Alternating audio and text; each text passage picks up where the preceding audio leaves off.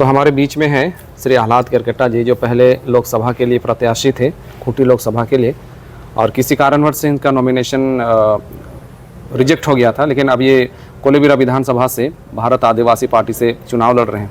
तो सबसे पहले सर आपको हम लोग जोहार कहते हैं। जोहार। हाँ, तो बताइए कि आप किन मुद्दों को लेकर के चुनाव लड़ रहे हैं? मैं आह्लाद केरकेट्टा, कोलेबिरा विधानसभा 71 सीट से मैं चुनाव लड़ रहा हूँ। हमारा मुद्दा है कि हमारा झारखंड में, विशेषकर हमारे सिमडेगा जिला में, हमारे आदिवासी जितने भी हमारे आदिवासियों का ये भाषा है, खड़िया, मुंडारी और कुड़ुक, नागपुरी, ये भाषा हमारे सिमडेगा जिला में अधिक संख्या के लोग हैं, लेकिन इस भाषा का स्कूल में पढ़ाई नहीं किया जा रहा है, जबकि संस्कृत को सभी स्कूल में पढ़ाया जा रहा है। उसके लिए किसी तरह कोई सर्वे नहीं है। लेकिन हमारा यहाँ सिमडेगा जिला में खड़िया बहुल क्षेत्र है, मुंडारी है, नागपुरी है, ये भाषा को स्कूल में पढ़ाया नहीं जा रहा है। और किसान लोगों के लिए यहाँ खेती बाड़ी के लिए विशेष कोई व्यवस्था नहीं है। इस व्यवस्था को हमको दुरुस्त करना है। अच्छा, एक मिनट बात बीच में रोकूंगा। आप किसान को लेकर के बात बोले तो जैसे किसान यहाँ पे खेती उपजाते हैं, है ना, फसल होते हैं, जी। धान होता है, गेहूं होता है, फिर सब्जी होते हैं, तो उनके लिए एक बाजार व्यवस्था जो कि एक सही रूप से देखा जाए तो कहीं दिखाई नहीं देता है जी। तो आप उसको कैसे व्यवस्था करेंगे? हम यहाँ सिमडेगा में किसानों के लिए विशेष व्यवस्था करेंगे। जैसा कि किसान लोग टमाटर खेती करते हैं, टमाटर पक जाता है और उसको जब बेचने लाते हैं बाज़ार में तो बिक्री नहीं होने से उसको रोड में फेंक दिया जाता है। तो इस तरह का ये यहाँ पर किसानों गोदाम का व्यवस्था सिमडेगा क्षेत्र में, जिला में विशेषकर किसानों के लिए जो खेती उपज करके लाते हैं और कम से कम दाम में बिक्री करते हैं, अगर बिक्री होने से फेंक देता है। इसीलिए हम लोग बीड़ा उठाया है कि अब सिमडेगा जिला में हम एक बड़ा गोदाम बनाएंगे, इसका एक स्टोरेज बनेगा, इसमें कोल्ड स्टोर बनेगा और जो बिक्री नहीं होता है वैसे वस्तुओं को वहाँ पर रखा जाएगा और वह व्यर्थ नहीं, लेकिन वह हमारे किसानों को अच्छे पैसे में ज़्यादा दिन तक बेच सकते हैं। इसी तरह से हमारे क्षेत्र में शिक्षा की कमी है, शिक्षा काफ़ी दयनीय है। मैं सोचता हूँ कि हम आदिवासियों का क्षेत्र है और आदिवासियों का विकास के लिए अच्छे शिक्षा यहाँ पर व्यवस्था करना बहुत ज़रूरी है। इसी तरह से मैं देखता हूँ कि ये हमारे क्षेत्र में स्वास्थ्य के लिए अस्पताल बन गया है, लेकिन अस्पताल में अच्छे दवा नहीं है, जो कि जब छोटा इलाज के लिए आते हैं तो दवा नहीं होने के कारण से रांची रेफर कर दिया जाता है।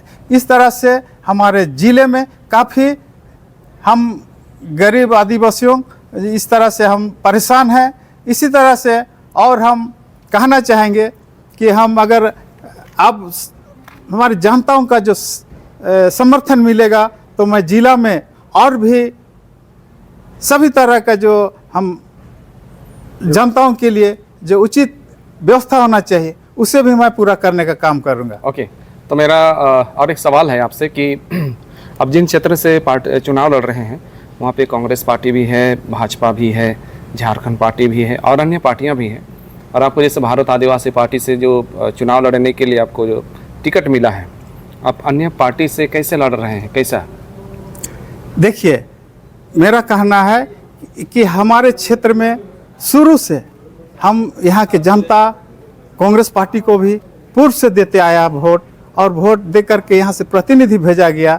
हमारे झारखंड में भी भेजा गया, उससे पहले बिहार था, बिहार में भी, लेकिन आज तक ना कांग्रेस का विधायक और ना ही बीजेपी के विधायक, जबकि ये लोग झारखंड पार्टी के विधायक थे, मंत्री भी थे, लेकिन इस कमियों को दूर करने के लिए, हमारे गरीब जनताओं के लिए व्यवस्था करने कभी नहीं कोई सोचा। इसलिए मैंने इस बार कोलेबिरा विधानसभा से भारत आदिवासी पार्टी से चुनाव लड़ने का मैंने मन बनाया है, कदम उठाया कि हम अब झारखंड का आदिवासियों के लिए जब काम करना है तो भारत आदिवासी पार्टी ही एक विकल्प है जो हमारे आदिवासियों के लिए अच्छे काम करने का विचार है, संकल्प है। और मैं भारत आदिवासी पार्टी से चुनाव जीतने पर हमारे क्षेत्र के सभी जनताओं के सहयोग मिलने पर, समर्थन मिलने पर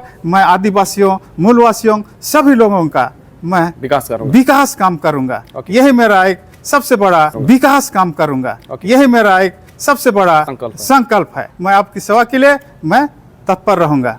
धन्यवाद। झारखंड विधानसभा आम चुनाव 2024 में कई सारे प्रत्याशी हमें देखने को मिल रहे हैं और कई सारे प्रत्याशी अपने वादे को भी लोगों के सामने लेकर के आ रहे हैं और ऐसा ही एक प्रत्याशी हमारे बीच में रहे कि भारत आदिवासी पार्टी को अब देखते हैं कि समर्थन इनको कितना जनता का मिलता है और विधानसभा ये पहुंच पाते हैं या नहीं पहुंच पाते हैं।